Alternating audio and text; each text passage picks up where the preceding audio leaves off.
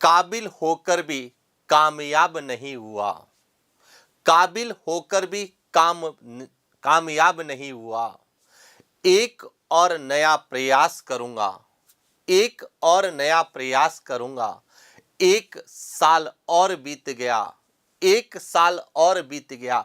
नए साल में नया प्रयास करूंगा, नए साल में नया प्रयास करूंगा।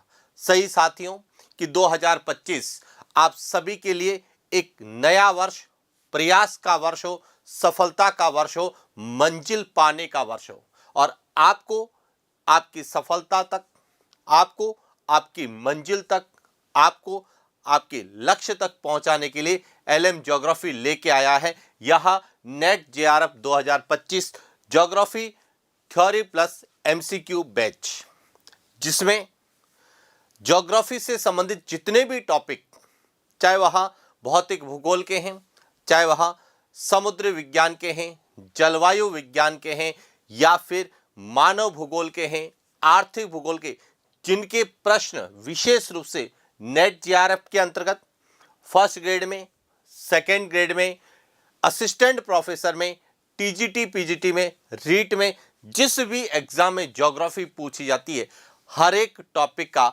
हम थ्योरी और एमसीक्यू के माध्यम से इस यूट्यूब चैनल के माध्यम से अभ्यास करेंगे, जिसकी शुरुआत हमने 1 जनवरी 2025 नए वर्ष से की है। और यह प्रयास इसलिए हम लोग नया कर रहे हैं कि हर दिन हम अपने आप को प्रयासरत रहें, क्योंकि समय गतिशील है और समय की गति के साथ हम भी अपने प्रयासों की गति को बढ़ा देंगे तो निश्चित रूप से हम अपनी सफलता को हासिल करेंगे। और इसी कड़ी में आज हम बात करने वाले हैं पृथ्वी की आंतरिक संरचना।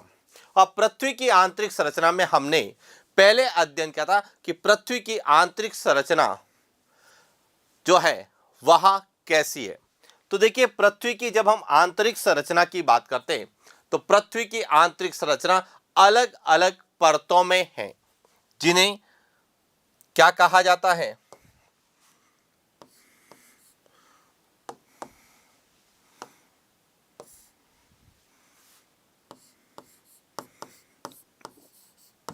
सियाल,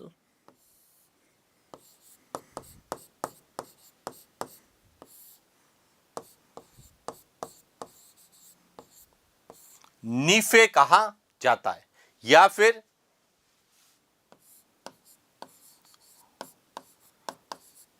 क्रस्ट,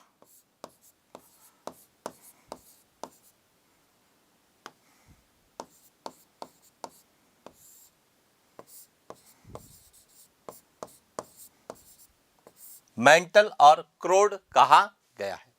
तो पृथ्वी की आंतरिक संरचना को जानने के स्रोत, क्योंकि सबसे पहले हमने यह अध्ययन किया था कि पृथ्वी की जो आंतरिक संरचना में विभिन्न प्रकार की जो परतें हैं, इसका निर्माण किससे हुआ है?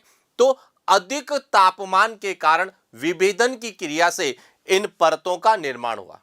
और पृथ्वी की आंतरिक संरचना में जो ये परतें हैं, इनके बारे में जानने के स्रोत है, उसमें हमने प्रत्यक्ष और अप्रत्यक्ष स्रोत का अध्ययन किया, प्राकृतिक और अप्राकृतिक स्रोत का अध्ययन किया, और साथ ही साथ हमने जो है पृथ्वी की उत्पत्ति के संबंध में जो सिद्धांत है उनके आधार पर भी पृथ्वी की आंतरिक संरचना को जानने का प्रयास किया।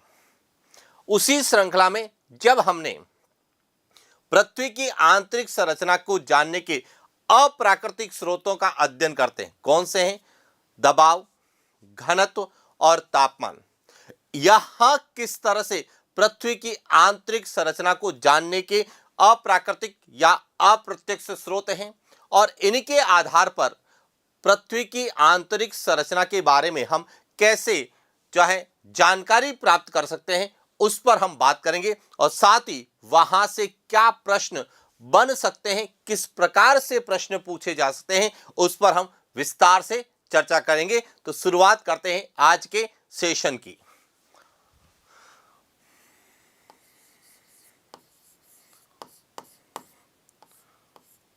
पृथ्वी की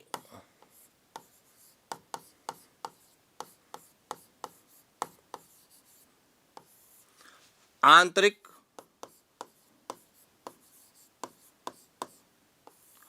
संरचना को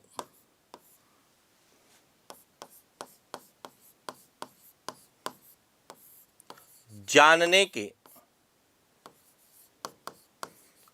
अप्रत्यक्ष तथा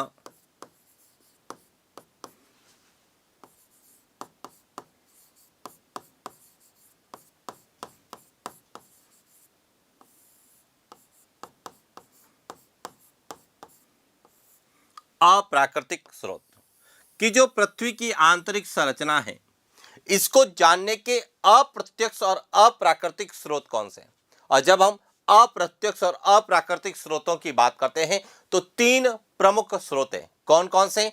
घनत्व, दबाव और तापमान, डेंसिटी, प्रेशर और टेम्परेचर। यह तीन प्रमुख ऐसे स्रोत हैं जो पृथ्वी की आंतरिक संरचना को जानने के अप्रत्यक्ष और अप्राकृतिक स्रोतों के अंतर्गत आते हैं। अब इसमें सबसे पहले हम बात करते हैं घनत्व की, डेंसिटी की बात करते हैं कि घनत्व कि जो पृथ्वी की आंतरिक संरचना है उसको जानने में घनत्व किस प्रकार से एक अप्रत्यक्ष या अप्राकृतिक स्रोत के रूप में। तो देखिए, सबसे पहले तो बात करने कि पृथ्वी के घनत्व को जानने का जो प्रयास किया था वह सबसे पहले किया गया था 1798 में। कब किया गया था? 1798 में एक वैज्ञानिक या भूगोलवेता हुए जिनका नाम था कैवेंडिशियन।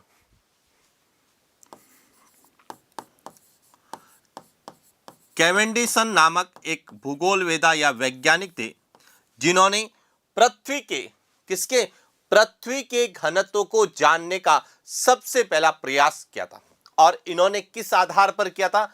इन्होंने किया था न्यूटन का गुरुत्वाकर्षण बल।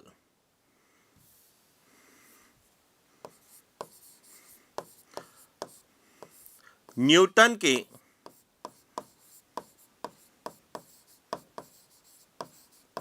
गुरुत्वाकर्षण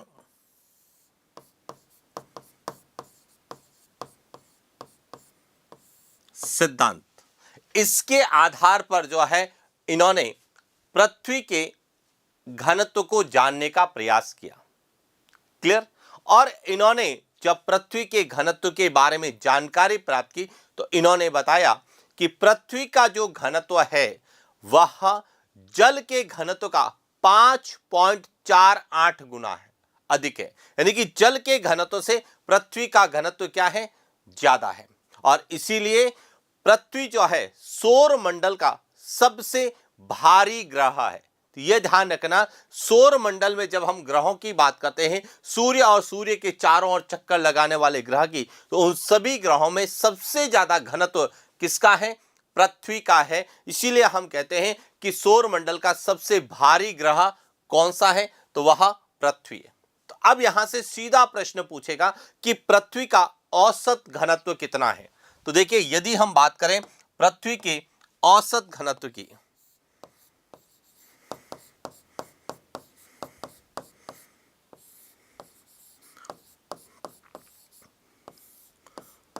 पृथ्वी का जो औसत घनत्व है वह है 5.517 ग्राम पर सेंटीमीटर क्यूब।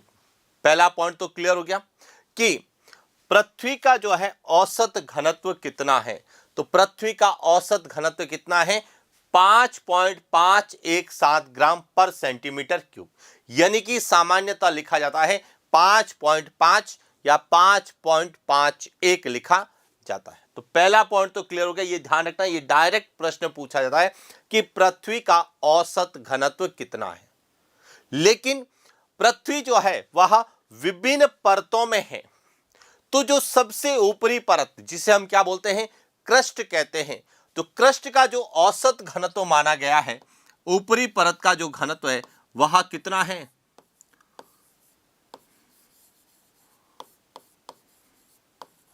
2.6 ग्राम पर सेंटीमीटर क्यूब है।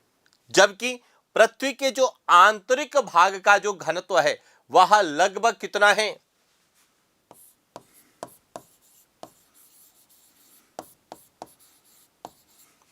13 ग्राम पर सेंटीमीटर क्यूब है।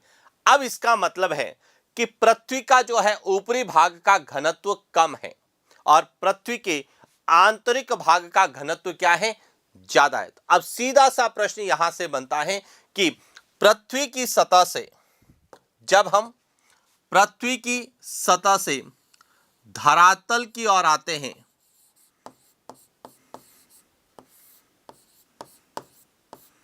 तो किस में वृद्धि होगी, घनत्व में वृद्धि होगी। अब ध्यान रखना कि यदि हम पृथ्वी के धरातल से केंद्र की ओर आते हैं तो घनत्व में क्या होती है, वृद्धि होती है। पहला पॉइंट तो क्लियर हो गया। पृथ्वी का औसत घनत्व कितना है, 5.517 ग्राम पर सेंटीमीटर क्यूब, और पृथ्वी के क्रस्ट का कितना है, आंतरिक भाग का कितना। ये सामान्यतः आंकड़े हमें डायरेक्ट पूछे जाते हैं। पहला पॉइंट तो क्लियर हो गया। अब समझने की बात है, हम कह रहे हैं कि पृथ्वी की सतह से केंद्र की ओर आते हैं तो घनत्व में क्या होती है, वृद्धि होती है। और यही प्रश्न हमसे पूछा जाता है कि घनत्व में वृद्धि का कारण क्या है, कि पृथ्वी के केंद्र से धरातल से केंद्र की ओर आएंगे तो घनत्व में वृद्धि का कारण पूछा जाएगा कि वृद्धि क्यों होती है। तो इसके दो कारण हैं। कितने, दो। सबसे पहला कारण है वह है दबाव। प्रारंभिक कारण क्या है, दबाव। क्यों, क्योंकि जैसे जैसे हम पृथ्वी के आंतरिक भाग में आते हैं ऊपरी परतों का क्या लगता है, प्रेशर लगता है, दबाव लगता है, इसीलिए जो है वह घनत्व बढ़ जाता। तो प्रारंभिक कारण तो कौन सा हो गया, दबाव। लेकिन जब हम वैज्ञानिक अनुसंधानों के बारे में पढ़ते हैं तो दबाव जो है एक निश्चित सीमा तक लगता है, पृथ्वी के आंतरिक भाग में दबाव नहीं लगता है। यानी कि इस भाग में जो अंतरतम क्रोड है इस भाग में दबाव नहीं लगता है, एक निश्चित सीमा तक ही दबाव लगता है, उसके बाद दबाव निष्क्रिय हो जाता है। दबाव का कोई प्रभाव घनत्व से संबंधित नहीं होता। इसीलिए हम लिखते हैं कि प्रारंभिक कारण तो क्या है, दबाव है, लेकिन दूसरा और सबसे प्रमुख कारण है वह है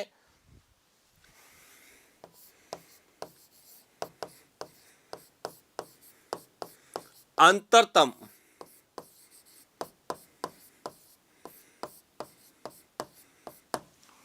क्रोड में भारी तत्वों की क्या उपस्थिति।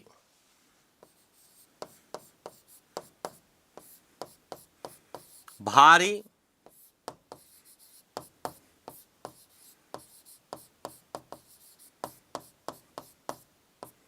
तत्वों की उपस्थिति, यह ध्यान रखना। अब समझना यहां से कि यदि आपसे पूछा जाए कि पृथ्वी की सतह से केंद्र की ओर जाते हैं तो घनत्व में वृद्धि होती है, और इसके उत्तरदायी कारण कौन से हैं, तो पहला कारण, प्रारंभिक कारण तो दबाव हो गया, और दूसरा कारण हो गया कि पृथ्वी के क्रोड जो अंतरतम भाग है इसमें भारी तत्व, लोहा और निक्कल जैसे भारी तत्व पाए जाते हैं। लेकिन यदि यही प्रश्न आपसे पूछा जाए कि पृथ्वी के अंतरतम भाग का जो है घनत्व ज्यादा है, इसका उत्तरदायी कारण कौन सा होगा, तो ध्यान रखना इसका उत्तरदायी कारण यह है क्योंकि दबाव का अंतरतम भाग पर कोई प्रभाव नहीं पड़ता है, क्योंकि एक निश्चित सीमा तक ही दबाव कार्य करता है कि दबाव घनत्व में वृद्धि करता है, लेकिन उसके बाद जो है दबाव का घनत्व के साथ प्रत्यक्ष कोई संबंध नहीं होता है, लेकिन अंतरतम भाग का घनत्व सबसे ज्यादा है। तो इसका कारण है कि यहां पर भारी तत्वों की क्या है, उपस्थिति है। और इस प्रकार से हमें एक तो घनत्व को लेकर विशेष रूप से प्रश्न पूछे जाते हैं। क्या याद रखना है कि पृथ्वी के घनत्व के बारे में सबसे पहले किसने जानकारी जो है जुटाई, या सबसे पहला प्रयास किसने किया, कब किया, पृथ्वी का औसत घनत्व कितना है, और धरातल से केंद्र की ओर जाते हैं तो पृथ्वी के घनत्व में वृद्धि होती है, उसका कारण क्या है, और पृथ्वी के केंद्र में जो है या अंतरतम भाग का घनत्व ज्यादा है तो इसका कारण क्या है। पहला पॉइंट क्लियर हो गया। दूसरा पूछा जाता है दबाव को लेके, किसको लेके, दूसरा है दबाव।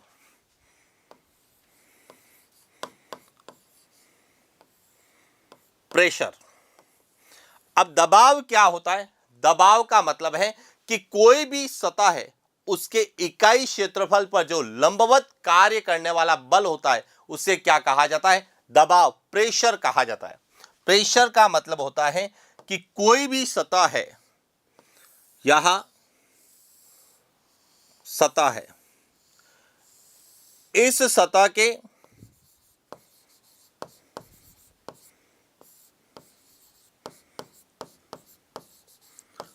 इकाई क्षेत्रफल पर जो लंबवत कार्य करने वाला बल है यह क्या कहलाएगा? दबाव कहलाएगा। यानी कि कोई भी सतह, चाहे हम पृथ्वी की बात करें, देखिए यह पृथ्वी है और इस पृथ्वी के इकाई क्षेत्रफल पर यदि कोई लंबवत बल कार्य करता है तो वह क्या कहलाएगा? प्रेशर कहलाएगा, दबाव कहलाएगा। क्लियर?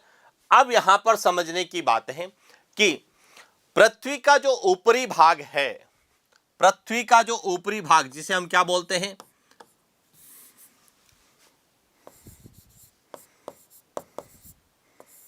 क्रस्ट या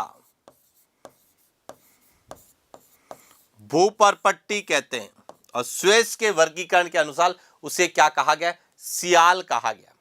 तो जो ऊपरी भाग है यह किससे बना हुआ है? हल्के तत्वों से बना हुआ है। क्रस्ट किससे बना हुआ है?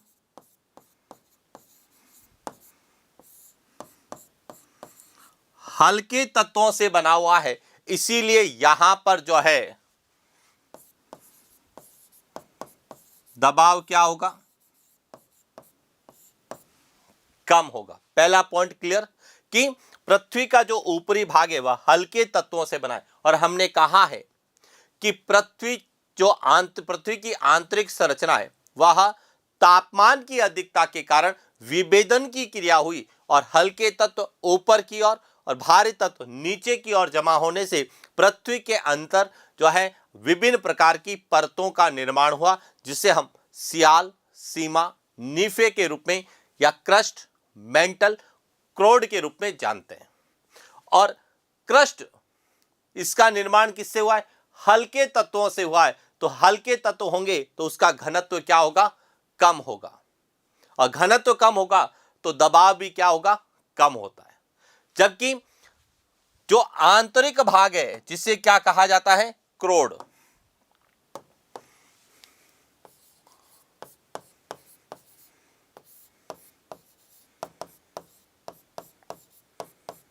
अंतरतम, इसका निर्माण किससे हुआ है?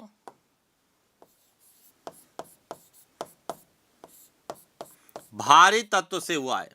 और भारी तत्व से होने के कारण यहां पर क्या है? घनत्व ज्यादा है, तो यहां पर दबाव क्या होगा?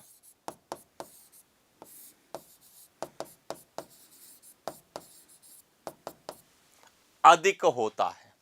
तो अब यहां पे समझना जो सबसे इंपॉर्टेंट है कि यदि हम क्रस्ट से क्रोड की ओर, पृथ्वी की सतह से आंतरिक भाग की ओर आते हैं तो दबाव में क्या होगी? वृद्धि होगी।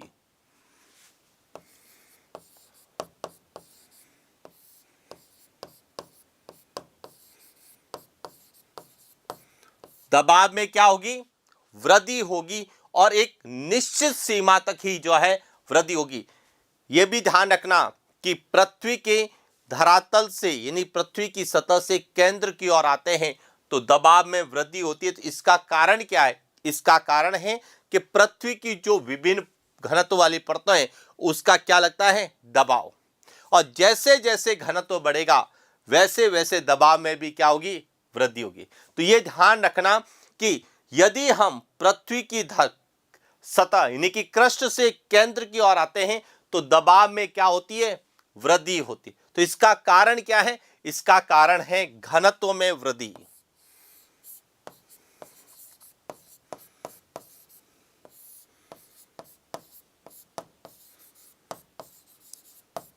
क्योंकि जैसे जैसे नीचे आएंगे वैसे वैसे घनत्व में क्या होगी? वृद्धि। क्यों? क्योंकि पृथ्वी के जो है आंतरिक भाग में भारी तत्वों की तत्व हैं और भारी तत्व कौन से होंगे? जिनका घनत्व ज्यादा होगा और इसीलिए जो है नीचे दबाव बढ़ जाता है।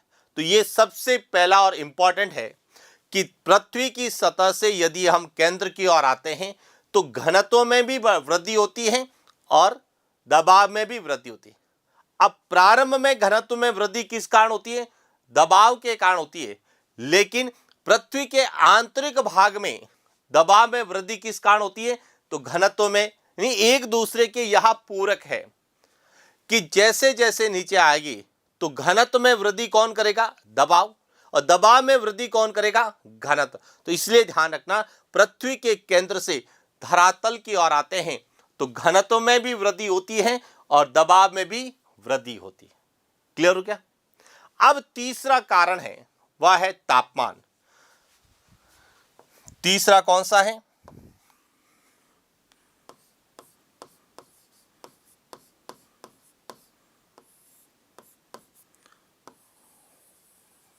टेम्परेचर, तापमान। अब समझना तापमान कि जब हम पृथ्वी के केंद्र या पृथ्वी की सतह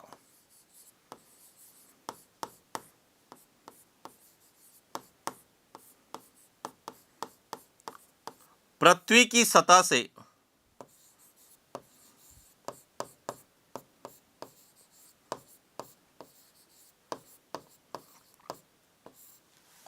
पृथ्वी के केंद्र की ओर आते हैं तो क्या होता है? सबसे प्रमुख इफेक्ट जो होगा वह क्या होगा?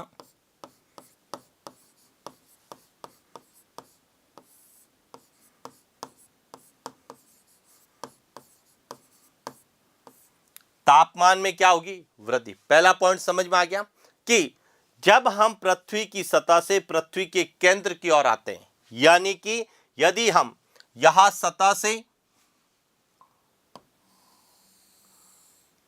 केंद्र की ओर आएंगे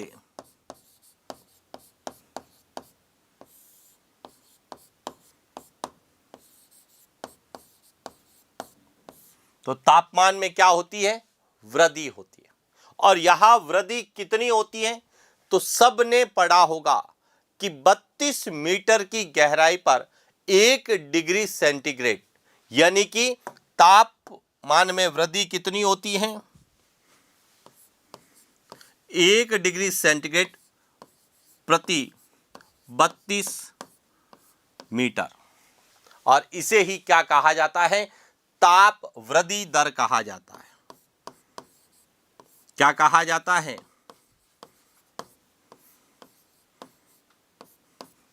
ताप वृद्धि दर कहा जाता है। यह ध्यान रखना सबसे इंपॉर्टेंट है कि पृथ्वी की सतह से यदि हम केंद्र की ओर जाते हैं तो तापमान में वृद्धि होती है, जिसे क्या कहा जाता है? ताप वृद्धि दर कहा जाता है। और वह कितनी है? 1 डिग्री सेंटीग्रेड प्रति 32 मीटर। कि पृथ्वी के धरातल से 32 मीटर की गहराई पे आएंगे तो 1 डिग्री सेंटीग्रेड तापमान में क्या होगी? वृद्धि होगी। यही इसके विपरीत यदि हम पृथ्वी की सतह से ऊपर की ओर जाते हैं, वायुमंडल में ऊपर की ओर जाते हैं, तो यहां पर क्या होगी?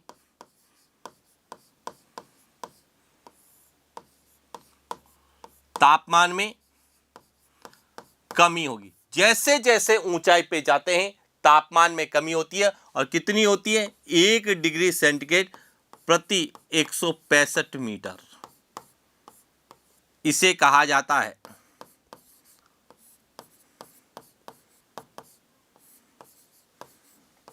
तापहास दर। तो ये दोनों ही पॉइंट याद रखना चाहिए कि पृथ्वी की सतह से यदि अंदर आएंगे तो तापमान में वृद्धि होगी, उसे हम ताप वृद्धि दर कहेंगे। और पृथ्वी की सतह से ऊपर की ओर जाते हैं तो तापमान में क्या होती है? कमी होती है, जिसे हम तापहास दर कहते हैं। और अब ध्यान रखना, ऊंचाई के साथ साथ तापमान में जो कमी होती है, इसके बारे में सबसे पहले किसने बताया था? तो जर्मन भूगोलवेदा अलेक्जेंडर वॉन हम्बोल्ट ने बताया था। यह ध्यान रखना जो सबसे इंपॉर्टेंट है।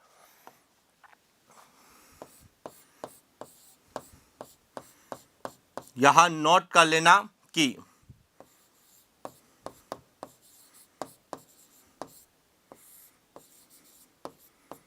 ऊंचाई के साथ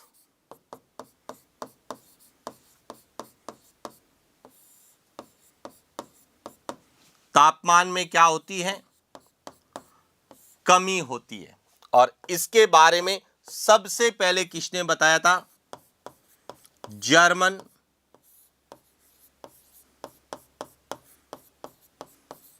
भूगोलवेता और आधुनिक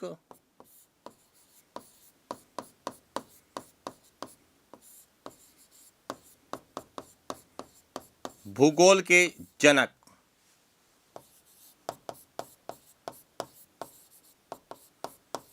अलेक्जेंडर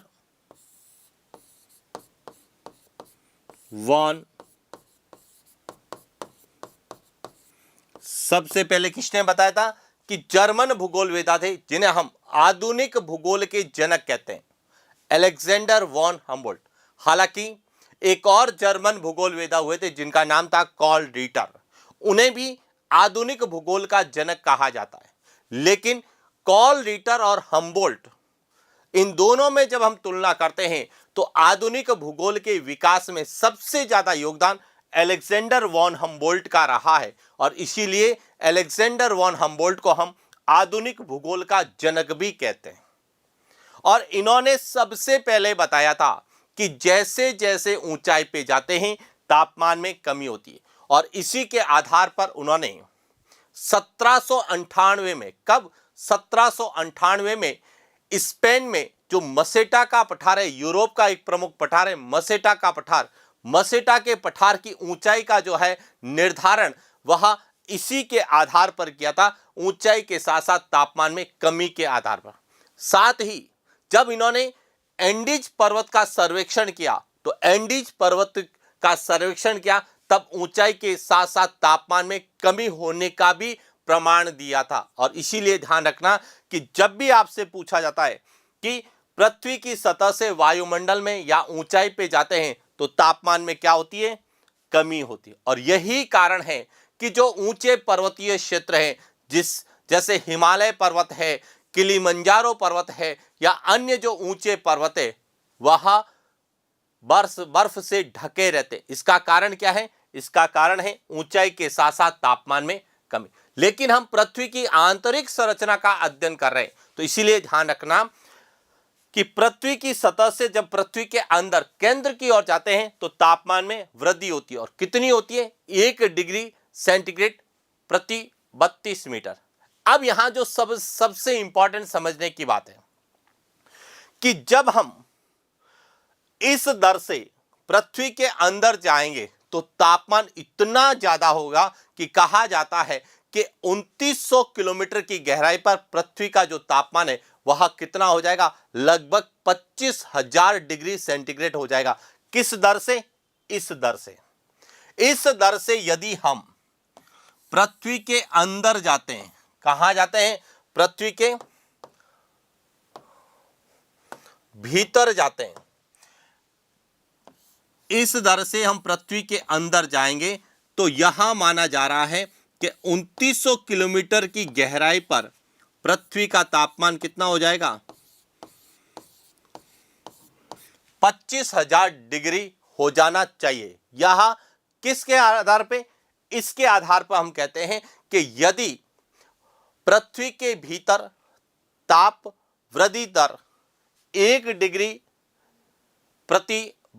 डिग्री सेंटीग्रेड प्रति 32 मीटर है तो 2900 किलोमीटर की गहराई, 2900 किलोमीटर, जहां पर गुटेनबर्ग असमंजसता पाई जाती है, गुटेनबर्ग असमंजसता पाई जाती है, वहां पे पृथ्वी का तापमान कितना हो जाना चाहिए? 25,000 डिग्री सेंटीग्रेड हो जाना चाहिए। लेकिन ऐसा नहीं है। जब हम इतनी ऊंचाई पर जाएंगे तो हमें लगभग तापमान कितना मिलेगा? 4,000 डिग्री सेंटीग्रेड के आसपास मिलेगा। इसका मतलब जो सबसे इंपॉर्टेंट है कि यह जो तापमान में वृद्धि होती है यह पृथ्वी के भीतर कितनी गहराई तक होती है? 8 किलोमीटर की गहराई। कितनी गहराई तक होगी? 8 किलोमीटर की गहराई तक जो है इसी दर से तापमान में क्या होगी? वृद्धि होगी। लेकिन 8 किलोमीटर की गहराई के बाद में इस ताप वृद्धि दर में धीरे धीरे क्या हो जाएगी, कमी हो जाएगी। और जब हम यहां तक पहुंचेंगे तो पृथ्वी का जो है तापमान 25,000 डिग्री सेंटीग्रेड नहीं होकर मात्र 3 से 4,000 डिग्री सेंटीग्रेड के मध्य होता है। तो इसीलिए यह ध्यान रखना, यह सबसे इंपॉर्टेंट है। क्या है, वापस एक बार समझना।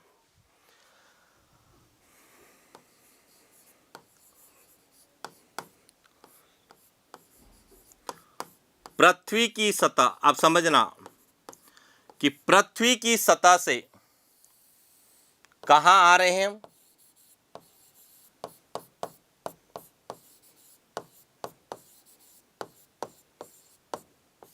पृथ्वी के केंद्र की ओर आ रहे हैं। तो हम पढ़ते हैं ताप वृद्धि दर कितनी होगी, 1 डिग्री सेंटीग्रेड प्रति 32 मीटर होती है। पहला पॉइंट क्लियर। अब यह ध्यान रखना कि यदि इसी दर से तापमान यदि बढ़ता है, इसी दर से तापमान यदि बढ़ता है तो कितनी 2900 किलोमीटर की गहराई पर तापमान कितना होना चाहिए, 25,000 डिग्री सेंटीग्रेड होना चाहिए। इसका मतलब इस तापमान पर कोई भी चीज, कोई भी चट्टान जो है ठोस अवस्था में नहीं होगी। किस अवस्था में होगी, पिघली हुई अवस्था में होनी चाहिए। लेकिन ऐसा नहीं है। क्यों नहीं है, क्योंकि यह जो दर है, जिस दर से पृथ्वी की सतह से कितने किलोमीटर तक, 8 किलोमीटर तक, कितने किलोमीटर तक, 8 किलोमीटर गहराई,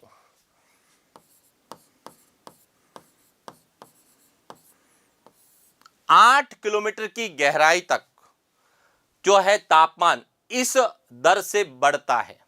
लेकिन 8 किलोमीटर से अधिक गहराई की जब हम बात करते हैं, 8 किलोमीटर से अधिक गहराई की, तो ध्यान रखना ताप वृद्धि दर में क्या आ जाती है, कमी आती है। 8 किलोमीटर से ज्यादा गहराई है तो वहां पर जो है ताप वृद्धि दर में क्या हो जाएगी, धीरे धीरे कमी। यानी कि 8 किलोमीटर के बाद में 32 मीटर की गहराई पर 1 डिग्री सेंटीग्रेड तापमान में वृद्धि नहीं होगी, उससे क्या होगी, कम होगी। और इसीलिए जो है 2900 किलोमीटर की गहराई पर पृथ्वी का जो तापमान कितना है, 3000 डिग्री सेंटीग्रेड होता है। और पृथ्वी के केंद्र का जो तापमान है वह कितना होता है, लगभग 7000 डिग्री सेंटीग्रेड होता है। और इस प्रकार से हमें प्रश्न पूछा जाता है।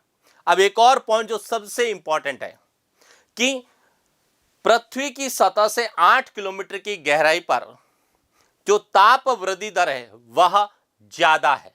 कितनी है, 1 डिग्री सेंटीग्रेड प्रति 32 मीटर है। उसके बाद इसमें धीरे धीरे क्या होती है, कमी होती है। तो अब जो सबसे इंपॉर्टेंट पॉइंट है कि 8 किलोमीटर की गहराई तक पृथ्वी में ताप वृद्धि दर ज्यादा क्यों है, तो इसका कारण है, यह सबसे इंपॉर्टेंट है, इसका कारण है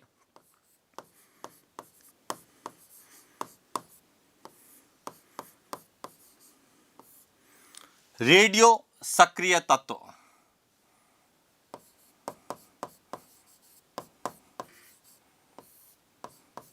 इसका कारण क्या है, रेडियो सक्रिय तत्व। और रेडियो एक्टिव जो तत्व है, इन तत्वों की अधिकता के कारण ऊष्मा का क्या होता है, जनन होता है। किसके कारण, गुरुत्वीय बल के कारण ऊष्मा का जनन होता है, तापीय ऊर्जा बनती है। और उस तापीय ऊर्जा के कारण पृथ्वी के सतह से 8 किलोमीटर की गहराई पर तापमान में वृद्धि दर ज्यादा होती है और 8 किलोमीटर की गहराई के बाद में इसमें कमी होना शुरू होती है। 2900 किलोमीटर पर पृथ्वी का तापमान कितना हो जाता है, 3000 डिग्री सेंटीग्रेड। और केंद्र में पृथ्वी का जो तापमान है यानी कि 6301 71 किलोमीटर की गहराई पर जो पृथ्वी का केंद्र है उसका तापमान कितना होता है? 7000 डिग्री सेंटीग्रेड होता है। और अब यहीं से हमें प्रश्न पूछा जाता है, किसके आधार पर? भूताप ग्राफ के आधार पर पृथ्वी के आंतरिक भाग का तापमान। यह ध्यान रखना, यह विशेष रूप से आंकड़े एग्जाम में याद रखना। भू ग्राफ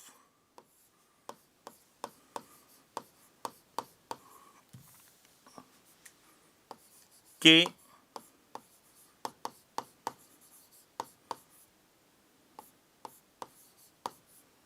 आधार पर, किसके आधार पर? भूताप ग्राफ, भूताप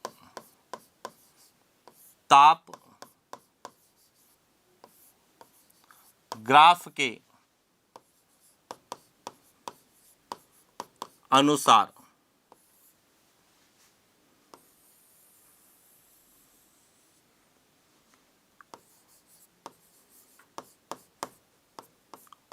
पृथ्वी के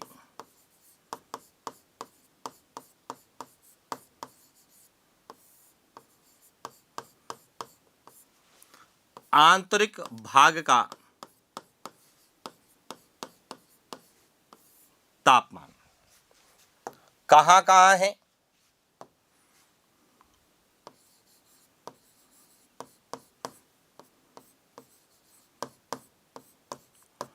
पृथ्वी की सतह से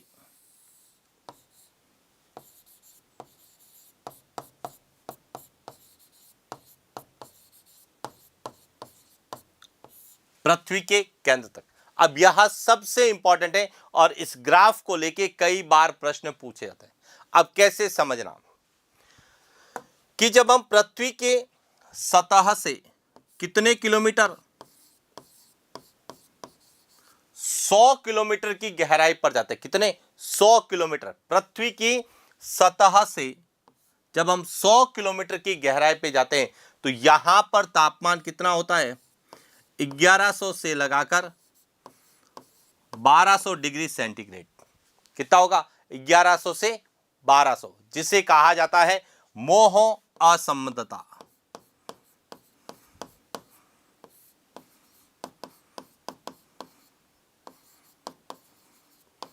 मोह डिसकंटिन्यूटी पर कितना होता है? 1100 से 1200। इसके बाद यदि भीतर जाते हैं 400 किलोमीटर तक तो कितना होता है? 1500 डिग्री सेंटीग्रेड होता है। जब हम 700 किलोमीटर की गहराई तक जाते हैं तो यहां पर तापमान कितना होता है? 1900 किलोमीटर होता है। यदि हम 2900 किलोमीटर की गहराई तक जाते हैं तो यहां पर कितना होता है? 3000 डिग्री सेंटीग्रेड होता है। और जब हम 5150 किलोमीटर की गहराई पर जाते हैं तो लगभग 4300 डिग्री सेंटीग्रेड होता है। और जब हम 6371 किलोमीटर की गहराई पे जाते हैं तो यहां पर तापमान कितना होता है? 7000 डिग्री सेंटीग्रेड होता है। तो इस प्रकार से हमें भूताप ग्राफ के आधार पर पृथ्वी के आंतरिक भाग में तापमान कितना है, कैसा है, यह विशेष रूप से पूछा जाता है। क्लियर हो गया? अब यहां पर कुछ पॉइंट विशेष रूप से ध्यान रखना। इसे कहा जाता है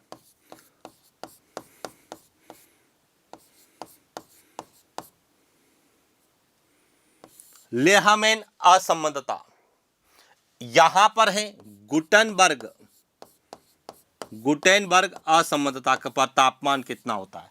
तो यहां जो है जब हम पृथ्वी की संरचना का अध्ययन करेंगे तो हमें यहीं से प्रश्न पूछे जाएंगे, चाहे मोह असंबद्धता को लेके, चाहे गुटेनबर्ग असंबद्धता को लेके, चाहे वह लेहमैन असंबद्धता को लेके, या फिर रैपेटी असंबद्धता को लेके। लेकिन सबसे इंपॉर्टेंट जो पॉइंट है वह याद रखना कि पृथ्वी के सतह से जब हम केंद्र की ओर जाते हैं तो ध्यान रखना तापमान में क्या होती है, वृद्धि होती है। अब यदि पृथ्वी के सतह से केंद्र की ओर जाते हैं तो तापमान में क्या होती है, वृद्धि। और जब तापमान में वृद्धि होती है तो निश्चित रूप से जो चट्टानें हैं वह पिघली अवस्था में होगी। तो जो पृथ्वी का अंतरतम भाग है, यह जो भाग है जिसे हम क्या कहते हैं, क्रोड, इस कॉन्सेप्ट से तो क्रोड किस अवस्था में होना चाहिए, पिघली हुई अवस्था में होना चाहिए, लेकिन वह कैसा है, ठोस है। तो इसका कारण ध्यान रखना कि तापमान के साथ साथ दबाव में भी क्या होती है, वृद्धि होती है।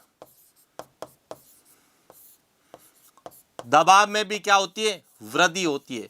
और इसीलिए ध्यान रखना कि तापमान में वृद्धि के साथ साथ दबाव में वृद्धि होने के कारण यह जो भाग है वह तरल अवस्था में नहीं होकर किस अवस्था में है, ठोस अवस्था में। किस अवस्था में है, ठोस अवस्था में। तो इस प्रकार से जो पृथ्वी की आंतरिक संरचना को जानने के स्रोत है, चाहे वह घनत्व है, चाहे वह दबाव है, चाहे वह तापमान है, उनको आधार बनाकर हमें प्रश्न पूछे जा सकते हैं। तो यह तो हमने पृथ्वी की आंतरिक संरचना को जानने के अप्रत्यक्ष और अप्राकृतिक स्रोतों के बारे में अध्ययन किया।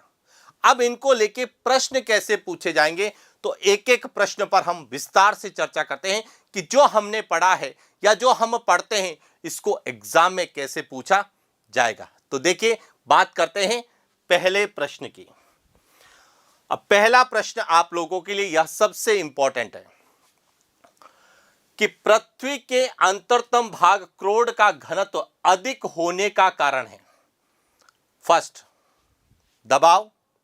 दूसरा, लोहा धात्विक तत्व।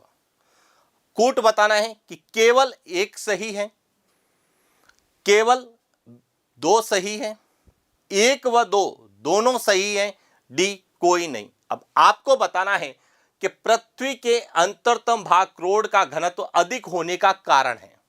अब हमने क्या पढ़ा, हमने अध्ययन किया था कि यहां जो है पृथ्वी की सतह है,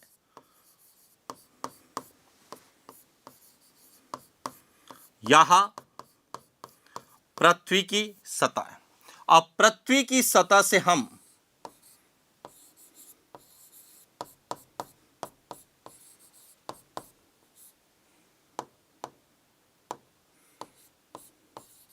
पृथ्वी के केंद्र की ओर जाते हैं। तो हमने कहा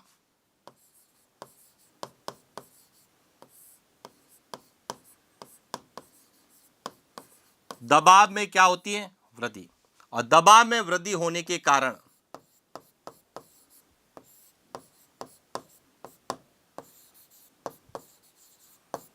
घनत्व में वृद्धि होती है। कि जब हम पृथ्वी के सतह से केंद्र की ओर जाते हैं तो दबाव में वृद्धि होती है, तो घनत्व में भी वृद्धि होती है। लेकिन यह जो है, यह क्या है, प्रारंभिक कारण है। क्योंकि दबाव में वृद्धि जो है वह एक निश्चित सीमा तक होती है, उसके बाद दबाव में वृद्धि नहीं होती। लेकिन पृथ्वी का जो आंतरिक भाग है, यह भाग 2900 किलोमीटर से लगाकर 6371 किलोमीटर का जो भाग, जिसे क्या कहा जाता है, अंतरतम कहा जाता है, क्रोड कहा जाता है। और इस क्रोड में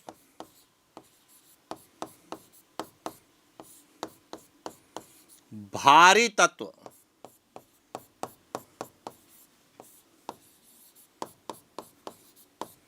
लोह धात्विक तत्व जैसे निकल और फेरस की जो अंतरतम भाग है, इसमें निकल और फेरस जैसे लोहा धात्विक यानी अधिक घनत्व वाले जो है तत्व पाए जाते हैं। इसीलिए इसका जो है घनत्व क्या है, ज्यादा है। तो अब क्या प्रश्न पूछा गया है कि पृथ्वी के अंतरतम भाग क्रोड का घनत्व अधिक क्यों है। अब देखिए, पृथ्वी का जो अंतरतम भाग कौन सा है, यह भाग है, और इसका घनत्व क्या है, ज्यादा है। तो इसका कारण क्या बताया गया है, लोहा धात्विक तत्व बताया गया है, यानी कि इसका सही उत्तर क्या होगा, केवल 2 होगा। अब विद्यार्थी जल्दबाजी में क्या करके आएंगे, 1 और 2। अब यहां समझना जो सबसे इंपॉर्टेंट बात है कि यदि आपसे पूछा जाए कि पृथ्वी की सतह से केंद्र की ओर जाते हैं तो घनत्व में वृद्धि होगी, तो उस समय तो दोनों ही कारक क्या होंगे, उत्तरदायी होंगे। लेकिन इसमें इस प्रश्न में केवल पूछा गया है कि अंतरतम भाग का जो है घनत्व ज्यादा क्यों है। तो अंतरतम भाग का घनत्व ज्यादा होगा तो इसका कारण है लोहा धात्विक तत्व। यहां पर दबाव की भूमिका नहीं है। क्यों नहीं है, क्योंकि वैज्ञानिक अनुसंधानों के अनुसार दबाव में वृद्धि एक निश्चित सीमा तक होती है, उसके बाद दबाव में वृद्धि नहीं होती है। और इसी कारण जो है, प्रारंभिक कारण जो है वह तो दबाव है, लेकिन अंतरतम भाग का घनत्व ज्यादा है, तो इसका कारण दबाव नहीं है। इसका कारण क्या है, लोहा धात्विक तत्व या भारी जो है तत्व है, अधिक घनत्व वाले तत्वों की अधिकता के कारण यह ठोस है, घनत्व ज्यादा है। क्लियर हो गया। चल आगे बात करते हैं अगले प्रश्न की। भूताप ग्राफ के अनुसार पृथ्वी के आंतरिक अंतरतम भाग यानी आंतरिक क्रोड का तापमान होता है, A 3000 degree centigrade, B 7000 degree centigrade, C 10,000 degree centigrade और डी 25,000 डिग्री सेंटीग्रेड। अब समझना यहां से,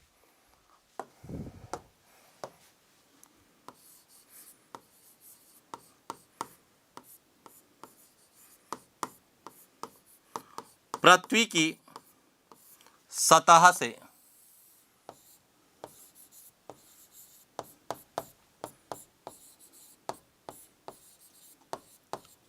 पृथ्वी का केंद्र। अब यहां पर जब हम 100 किलोमीटर की बात करते हैं तो यहां पर तापमान होता है 1100 डिग्री सेंटीग्रेड से 1200 डिग्री सेंटीग्रेड। जब हम 400 किलोमीटर की बात करते हैं तो लगभग कितना होता है, 1500 डिग्री सेंटीग्रेड। 700 किलोमीटर की बात करते हैं तो लगभग 1900 डिग्री सेंटीग्रेड। जब हम 2900 किलोमीटर गहराई पर देखते हैं तो तापमान आ जाता है 3000 डिग्री सेंटीग्रेड। 5150 किलोमीटर पर देखते हैं तो 4300 डिग्री सेंटीग्रेड। और जब हम 6371 किलोमीटर पे देखते हैं तो कितना है, 7000 डिग्री सेंटीग्रेड। तो अब प्रश्न पूछा गया है पृथ्वी के आंतरिक अंतरतम भाग। अब पृथ्वी का जो आंतरिक अंतरतम भाग कौन सा है, यह भाग, और इसका तापमान कितना होगा, तो इसका सही उत्तर क्या है, वह बी है, 7000 डिग्री सेंटीग्रेड होता है। और इसका मतलब है कि पृथ्वी की सतह से केंद्र की ओर जाते हैं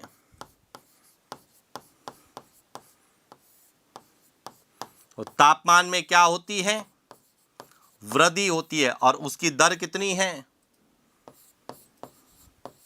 32 मीटर है। और इस दर से कितने किलोमीटर तक,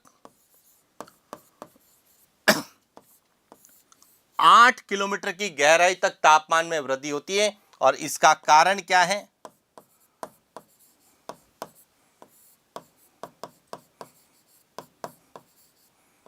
रेडियो सक्रिय तत्वों के कारण जो है तापमान में 8 किलोमीटर तक वृद्धि ज्यादा होती है, फिर धीरे धीरे इसमें क्या आती है, कमी आना शुरू होती। तो इस प्रकार से हमें भूताप ग्राफ के अनुसार पृथ्वी के आंतरिक भाग का तापमान पूछा जा सकता है कि कितना कितना होता है। क्लियर। चला आगे बात करते हैं अगले प्रश्न की। नीचे दिए गए नीचे दो कथन दिए गए हैं, एक को अभिकथन ए और दूसरे को कारण आर का नाम दिया गया है।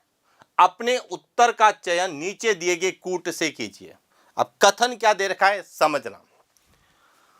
पृथ्वी के आंतरिक भाग में धात्विक चट्टानें ठोस अवस्था में पाई जाती है। कैसे? यहां जो पृथ्वी है,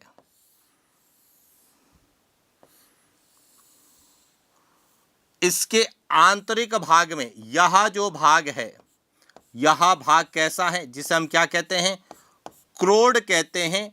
और यह किस अवस्था में है? ठोस अवस्था में है। क्योंकि पृथ्वी की आंतरिक संरचना को हम तीन भागों में बांटते हैं, क्रस्ट, मेंटल और क्रोड। तो जो क्रोड है वह किस अवस्था में है? ठोस अवस्था में, क्योंकि यहां पर क्या पाया जाता है?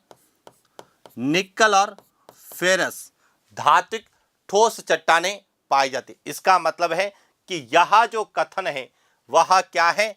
सही है। अब कारण क्या बताया है कि पृथ्वी की सतह से केंद्र की ओर जाने पर तापमान के साथ साथ दबाव में भी क्या होती है? वृद्धि होती है। सही है कि जब हम पृथ्वी के सतह से केंद्र की ओर जाएंगे तो तापमान तो बढ़ेगा, तापमान में क्या होगी? वृद्धि होगी। और तापमान में वृद्धि के साथ साथ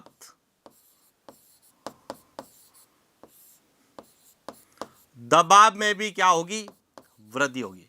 और इसी के कारण जो है वह नीचे वाला भाग, यदि तापमान के अनुसार देखें तो पिघली हुई अवस्था में होना चाहिए, लेकिन दबाव में वृद्धि के कारण जो है वह पिघली हुई अवस्था में नहीं होकर किस अवस्था में होता है? ठोस अवस्था में होता है। इसका मतलब है कि आर भी क्या है? सही है। और आर ए की क्या करेगा? व्याख्या करता है। इसका सही उत्तर क्या है? ए, कि ए और आर दोनों सही है। और आर जो है वह ए की क्या करता है? व्याख्या करता है कि पृथ्वी का जो यह आंतरिक भाग है यह ठोस क्यों है? क्योंकि जब हम तापमान के अनुसार देखेंगे तो पिघली अवस्था में होना चाहिए, लेकिन तापमान के साथ साथ दबाव में वृद्धि होने के कारण वहां पर जो धात्विक तत्व है वह ठोस चट्टानों के रूप में पाए जाते हैं। क्लियर? चलांगे अगला प्रश्न। पृथ्वी की अनुमानित गहराई है ए 6370 किलोमीटर, बी 5150 किलोमीटर, सी 2900 किलोमीटर, डी 6700 किलोमीटर। अब देखिए, यदि हम पृथ्वी की आंतरिक संरचना देखें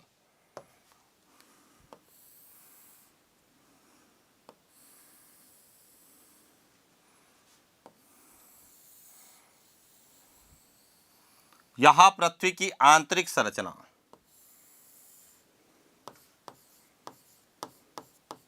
100 किलोमीटर,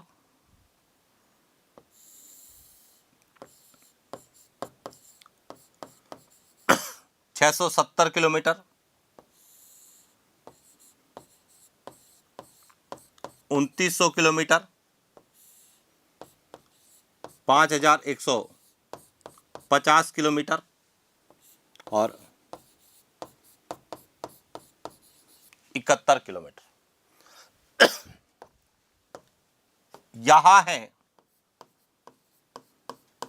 मोह डिसकंटिन्यूटी, यहां है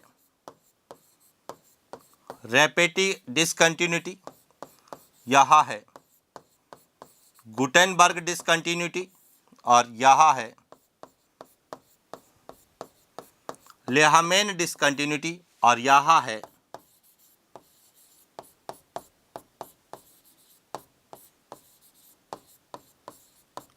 पृथ्वी का केंद्र।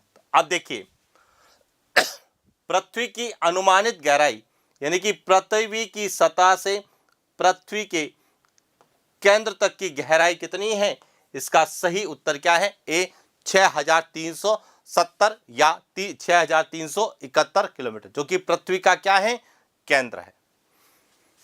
अगला प्रश्न, पृथ्वी का औसत घनत्व है ए 2.95 ग्राम प्रति घन सेंटीमीटर, बी 5.51 ग्राम प्रति घन सेंटीमीटर, सी 7.50 ग्राम प्रति घन सेंटीमीटर, या डी 13.60 ग्राम प्रति घन सेंटीमीटर। अब देखिए, यदि हम बात करें पृथ्वी की,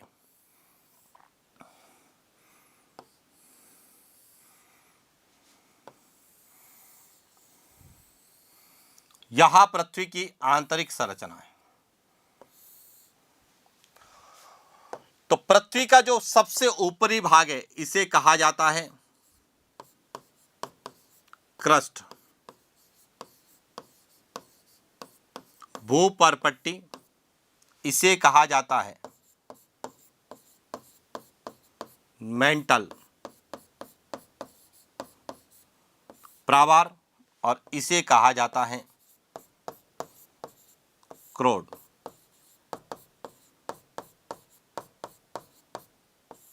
अंतरतम जब हम बात करते हैं क्रस्ट, तो जो क्रस्ट है इसका घनत्व है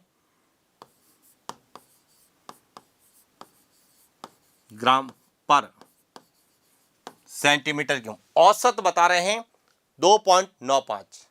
यदि हम मेंटल की बात करें तो इसका जो घनत्व है वह है 7.5 ग्राम पर सेंटीमीटर क्यूब, और क्रोड की बात करें सेंटीमीटर क्यूब। इसको राउंड फिगर में 13 लिखा जाता है, इसको 7 लिखा जाता है या 7.5, और उसको 3 लिखा जाता है। लेकिन पूछा गया है पृथ्वी का औसत घनत्व, तो जो पृथ्वी का औसत घनत्व है वह कितना माना गया है? 5.517 ग्राम पर सेंटीमीटर क्यूब माना गया है, इसीलिए इसका सही उत्तर क्या होगा? बी। लेकिन यदि क्रस्ट का पूछा जाएगा तो ए, मेंटल का पूछा जाएगा तो सी, और क्रोड का पूछा जाएगा तो डी। यानी कि पृथ्वी के आंतरिक भाग का यदि घनत्व पूछा जाता है तो 11 से लगाकर 13 ग्राम पर सेंटीमीटर क्यूब है। तो इस तरह से पृथ्वी के घनत्व का। लेकिन यहां से एक और प्रश्न आता है कि पृथ्वी के घनत्व को मापने का सबसे पहला प्रयास किसने किया? तो सबसे पहला प्रयास किया गया था 1798 में कैवेंडिशन नामक जो है वैज्ञानिक है, उसने न्यूटन के गुरुत्वाकर्षण सिद्धांत के आधार पर पृथ्वी के घनत्व को मापने का सबसे पहला प्रयास किया। क्लियर? चला आगे बात करते हैं अगले प्रश्न की। नीचे दो कथन दिए गए, एक कथन को अभिकथन ए और दूसरे को कारण आर का नाम दिया गया है। अपने उत्तर का चयन कर नीचे दिए गए कूट से कीजिए। अब अभिकथन ए कहता है कि पृथ्वी के अंतरतम का केंद्रीय भाग धातुओं से बना है। कि जब हम पृथ्वी की आंतरिक संरचना की बात करते हैं तो पृथ्वी का जो आंतरिक भाग है यह निकल और फेरस से बना हुआ है, यानी नीफे से बना हुआ है। इसका मतलब है कि यह क्या है? सही। दूसरा है भारी धातु पृथ्वी के केंद्र की ओर आकर्षित होते हैं। यह भी सही है कि जब हमने विभेदन की क्रिया को पढ़ा, तापमान के कारण विभेदन की जब क्रिया हुई तो हल्के तत्व तो कहां चले गए? ऊपर की ओर, और भारी तत्व कहां आकर्षित हुए? नीचे की ओर आकर्षित हुए। और इसी कारण जो है अंतरतम जो केंद्रीय भाग है वह निकल और फेरस जैसी धातुओं से मिलकर बना हुआ है। इसका मतलब है कि आर भी क्या है? सही है, और आर ए की क्या करता है? व्याख्या करता है। इसका सही उत्तर क्या है? ए इसका सही उत्तर है। तो इस प्रकार से हमें पृथ्वी की आंतरिक संरचना को जो जानने के स्रोत हैं, चाहे वह प्रत्यक्ष स्रोत है, ज्वालामुखी है, चाहे अप्रत्यक्ष स्रोत में भूकंपीय तरंगे हैं, उल्कापिंड है, और अप्रत्यक्ष और अप्राकृतिक स्रोत के रूप में जब हम दबाव, घनत्व और तापमान का अध्ययन करते हैं तो उनसे किस प्रकार से प्रश्न हमें पूछे जा सकते हैं। और ये प्रश्न न केवल फर्स्ट ग्रेड के लिए, बल्कि second grade, first grade, assistant professor, TGT, PGT, net, GRF, जितने सारे एग्जाम है, हर एग्जाम में प्रश्न जो विशेष रूप से पृथ्वी की आंतरिक संरचना को लेकर पूछे जाने की संभावना है या पूछे जा सकते हैं, उनके बारे में हमने चर्चा की कि किस तरह से पृथ्वी की आंतरिक संरचना को जानने के स्रोत को आधार बनाकर प्रश्न पूछे जा सकते हैं। हालांकि हमने पृथ्वी की आंतरिक संरचना के बारे में वर्गीकरण, चाहे वह स्वेज का वर्गीकरण है, चाहे वह अभिनव मत का है, चाहे वह अन्य कोई वर्गीकरण है, उसके बारे में हमने चर्चा नहीं की। अभी केवल हमने पृथ्वी की आंतरिक संरचना को जानने के स्रोत के बारे में अध्ययन किया है और पृथ्वी की आंतरिक संरचना को जानने के स्रोतों के आधार पर जो प्रश्न पूछे जा सकते हैं उसके बारे में चर्चा की और कौन कौन से आंकड़े, डाटा विशेष रूप से एग्जाम में पूछे जा सकते हैं उस पर हमने चर्चा की। तो ये था आज का हमारा सेशन। आगे इसी प्रकार से हम प्रश्नों को लेके आएंगे और आप लोगों का जो साथ, आप लोगों का सहयोग और जो आप लोगों का विश्वास एलएम ज्योग्राफी पे जो बना हुआ है, यह विश्वास ऐसे ही बना रहेगा। इन्हीं आशाओं के साथ आज के लिए इतना ही। मिलते हैं नेक्स्ट क्लास। Thank you. 1 घंटे से ज़्यादा हो गया।